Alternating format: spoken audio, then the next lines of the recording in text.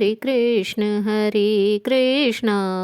कृष्ण कृष्ण हरे हरे, हरे राम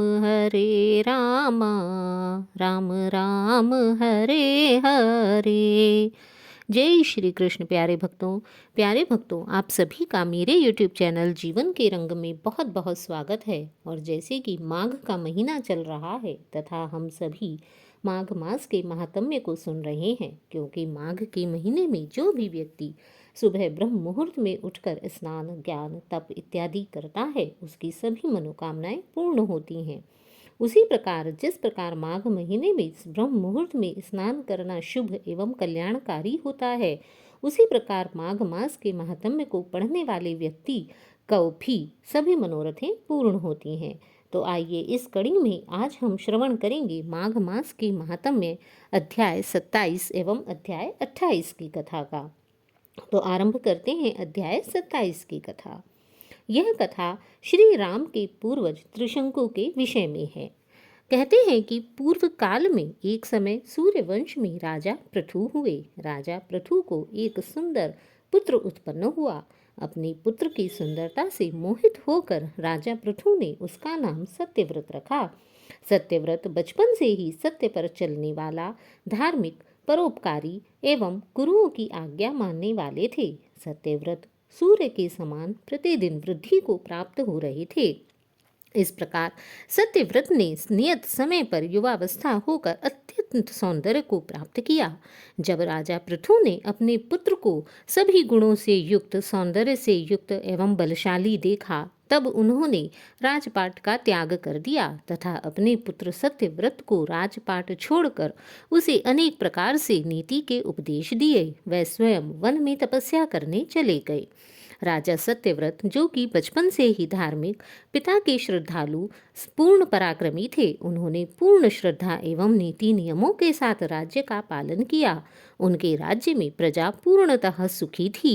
वर्षा समय पर होती थी। धरती धन धान्य से भरी हुई थी। राज्य में कहीं भी चोरों एवं डाकुओं का डर नहीं था। संपूर्ण राज्य शत्रुओं के भय से रहित था। जनता पूर्ण धर्म के साथ अपना जीवन यापन किया करती थी। जनता को किसी भी प्रकार का भय नहीं था। राजा सत्यव्रत भी अपने पुत्रों से अधिक अपनी जनता का सम्मान करते थे। वे सभी सुख दुख में उनका साथ दिया करते थे। इस प्रकार उनका राज्य पूरी तरह से सुखी एवं संपन्न था। इस प्रकार राजा सत्यव्रत ने हजारों वर्षों तक राजकाज किया।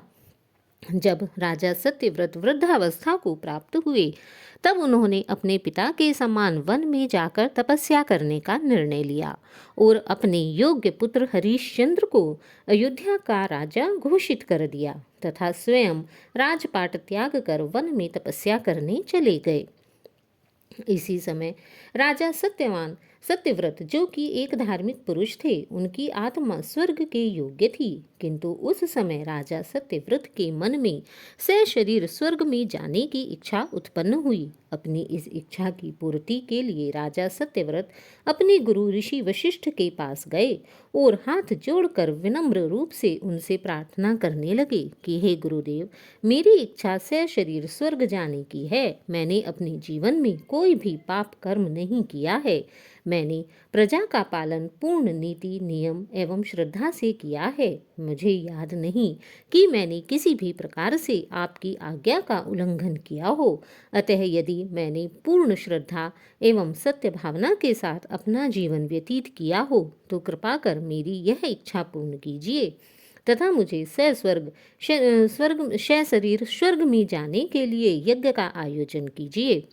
अपने शिष्य के ऐसे वचन सुनकर ऋषि वशिष्ठ उन्हें समझाते हुए कहने लगे कि हे पुत्र, यद्यपि तुम सब प्रकार से समर्थ हो, तुम्हारी आत्मा पूर्ण पवित्र है तथा तुम स्वर्ग जाने के पूर्ण अधिकारी हो। तुमने अपने जीवन में कोई भी पाप कर्म नहीं किया है, मैं ऐसा समझता हूँ। तथापि सशरीर स्वर्ग जाना प्रकृति के नियमों के विरुद्ध है। अतः अपनी यह इच्छा छोड़ दो, क्योंकि व्यर्थ ही जिद करना सत्य प्राणियों को शोभा नहीं देता। सत्यव्रत अपनी जिद पर अड़े रहे तथा अपनी इच्छा पूर्ति के लिए ऋषि वशिष्ठ के मना करने के बाद भी उनके ज्येष्ठ पुत्र शक्ति के पास चले गए तथा उनसे यज्ञ करने के लिए प्रार्थना करने लगे। इसके लिए उन्होंने उनके ज्येष्ठ पुत्र को धन एवं प्रसिद्धि का लालच भी दिया, जिसके कारण से ऋषि वशिष्ठ एवं उनका पुत्र शक्ति अत्यधिक क्रोधित हो गए तथा सत्यव्रत को ऐसा दुस्साहस करने के लिए उन्होंने क्रोधित होकर उन्हें चांडाल बनने का श्राप दे डाला। उनके श्राप के कारण से सत्यव्रत उसी समय चांडाल का स्वरूप में आ गए। उनका शरीर कुरूप हो गया, जगह जगह से कोढ़ बहने लगा। उन्हें देखकर सभी प्राणी घृणा करने लगे। अपने इस स्वरूप को देखकर सत्यव्रत को बहुत ही दुख हुआ तथा वह पुनः अपनी नगरी में नहीं गए, क्योंकि इस रूप में सत्यव्रत अपनी नगरी में जाना नहीं चाहते थे। इस कारण रात्रि में ही उन्होंने वह नगर छोड़ दिया तथा वन में चले गए तथा वन में भटकते हुए एक बार उन्हें ऋषि विश्वामित्र मिले। तब उन्होंने ऋषि विश्वामित्र को साष्टांग प्रणाम किया तथा उन्हें अपने इस स्वरूप, अपने श्राप व अपने सशरीर स्वर्ग जाने की इच्छा के विषय में बतलाया। तब ऋषि विश्वामित्र ने उन्हें सशरीर स्वर्ग भेजने के लिए उनकी विनय को स्वीकार कर लिया। जय श्री कृष्ण। तो यह है अध्याय 27 की कथा। इससे आगे कि उसके पश्चात ऋषि विश्वामित्र ने क्या किया, क्या सत्यव्रत सशरीर स्वर्ग को पहुंच पाए, इसकी कथा हम अध्याय 28 में सुनेंगे। तो आइए सुनते हैं इसके आगे की कथा। तब ऋषि विश्वामित्र को राजा सत्यव्रत पर बहुत ही दया आई तथा उन्होंने राजा सत्यव्रत को सशरीर स्वर्ग में भेजने की प्रार्थना को स्वीकार कर लिया तथा उन्हें सशरीर स्वर्ग पहुंचाने के लिए ऋषि विश्वामित्र ने कठोर यज्ञ आरंभ कर दिया। यज्ञ के प्रभाव से सत्यव्रत का शरीर ऊपर उठने लगा तथा वह स्वर्ग की ओर जाने लगे। इस अप्राकृतिक घटना से स्वर्ग में खलबली मच गई। भगवान इंद्र के नेतृत्व में जब देवताओं ने यह देखा कि सत्यव्रत का शरीर स्वर्ग में प्रवेश करने वाला है, तब उन्होंने राजा इंद्र की आज्ञा से सत्यव्रत को स्वर्ग में प्रवेश करने से रोक दिया तथा उन्हें वापस पृथ्वी पर फेंक दिया।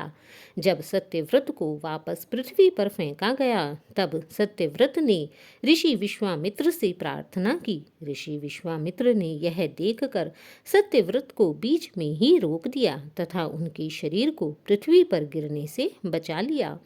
इस प्रकार ऋषि विश्वामित्र ने अपनी शक्तियों का प्रयोग किया, किंतु इस कारण से सत्यव्रत आकाश के बीच में ही लटक गए। पृथ्वी व आकाश के बीच में लटकने से उनका नाम त्रिशंकु पड़ा।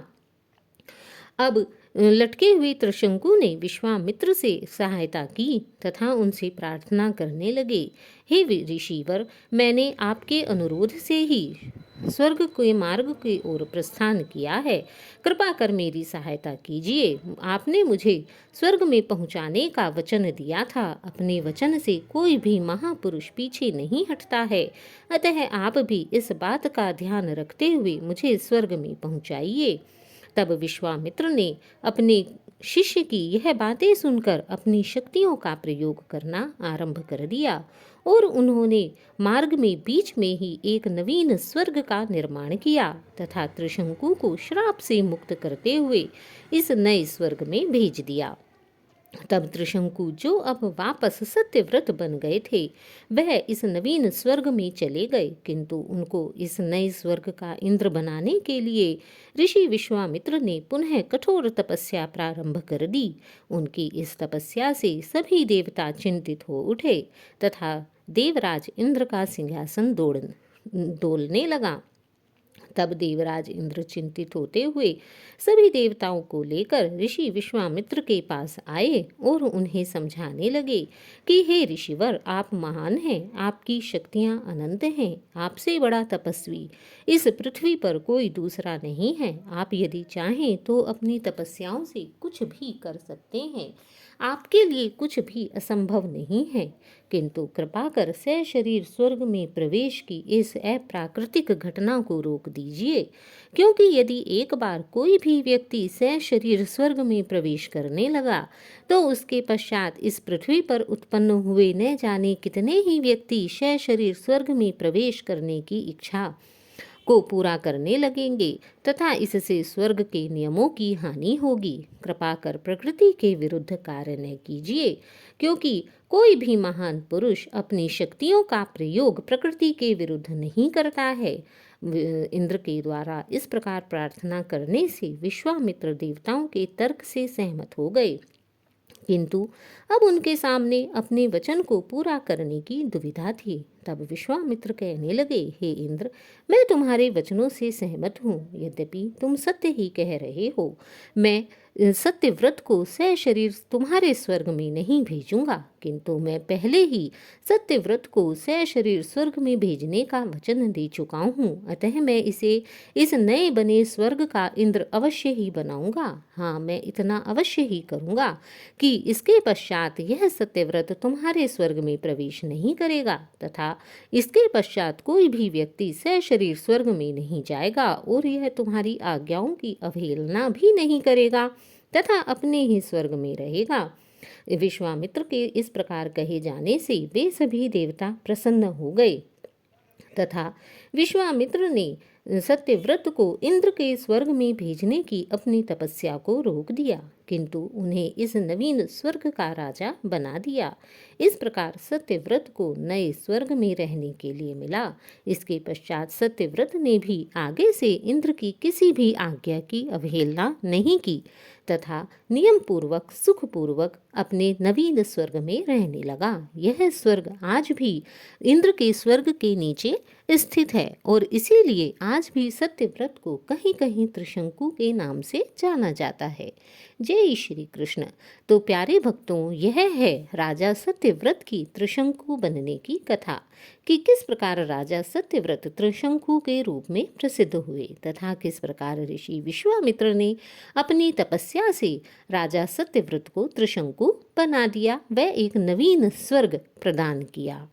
तो आशा करती हूँ आपको यह कथा अच्छी लगी होगी। यदि आपको यह कथा अच्छी लगी हो तो प्लीज़ इसे लाइक कीजिए, चैनल को सब्सक्राइब कीजिए और हाँ, चैनल के अंत में इस कमेंट बॉक्स में राधे राधे लिखना ना भूलिए। जय श्री कृष्ण। राधे राधे।